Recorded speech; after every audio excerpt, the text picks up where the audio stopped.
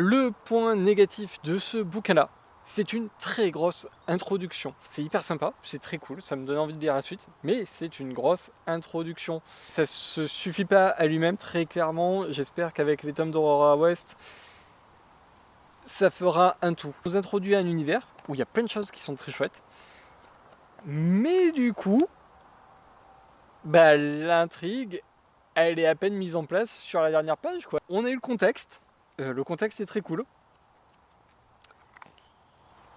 Mais ce personnage-là, du coup, c'est pas lui qu'on va suivre dans les tomes suivants, ça va être Aurora West, donc c'est un autre personnage qui est introduit dans celui-ci, hein, mais voilà. Niveau dessin, c'est chouette. Niveau histoire, c'est vraiment original, oui et non. C'est pas aller chercher très loin, mais c'est aller chercher à faire un petit peu différent de d'habitude. Un truc tout con.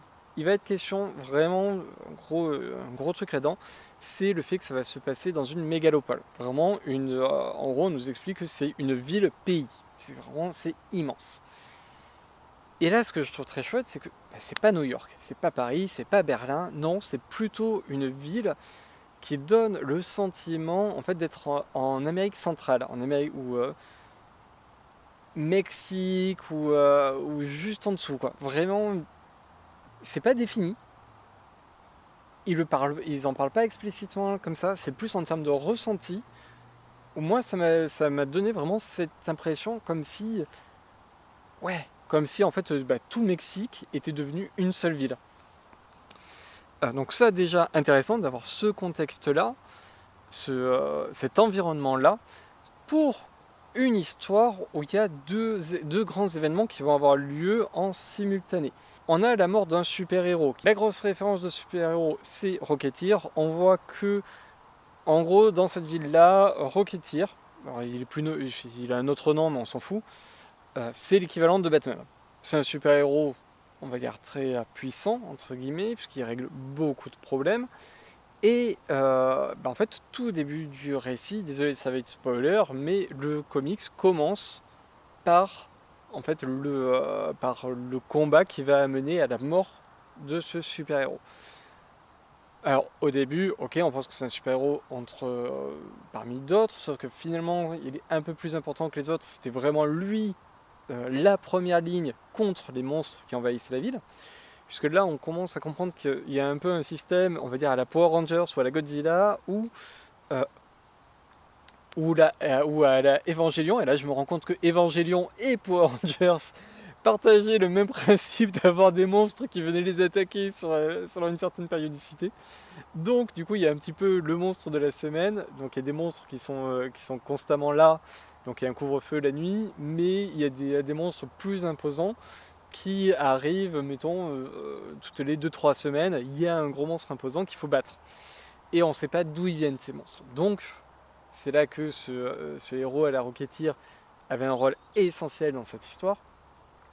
C'est qu'il protégeait la ville et que c'était lui, en fait, le plus fort pour protéger la ville.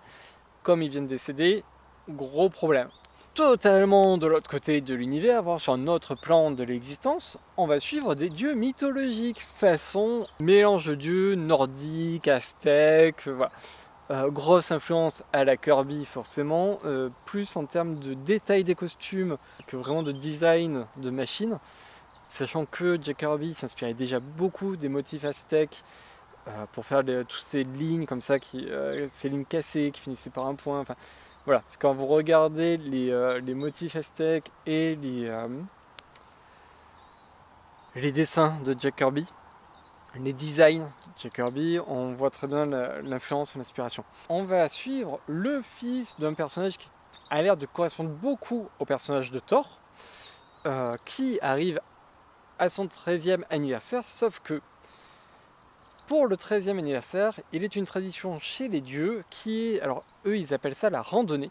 Donc je présume que en VO c'était trek et du coup effectivement difficile à traduire en français parce que d'un côté les dieux en parlent effectivement comme un truc à la fois assez commun mais aussi un peu exceptionnel. Par exemple comme une bar mitzvah dans la religion juive où effectivement ils en ont tous une. Sauf que effectivement c'est un événement dans leur vie. Donc il y a ce côté commun et exceptionnel. En anglais, trek peut avoir le côté randonnée totalement commun, comme le côté un petit peu le parcours, enfin un parcours, un chemin de vie, quelque chose comme ça. Où est-ce qu'il va faire sa randonnée? Il va la faire sur Terre. Donc on se retrouve avec le fils de Thor qui va lui-même, donc Battling Boy du coup, qui va se retrouver par le hasard des choses sur Terre au moment où on cherche un nouveau héros qui pourra nous protéger des monstres. Donc ce sera forcément lui.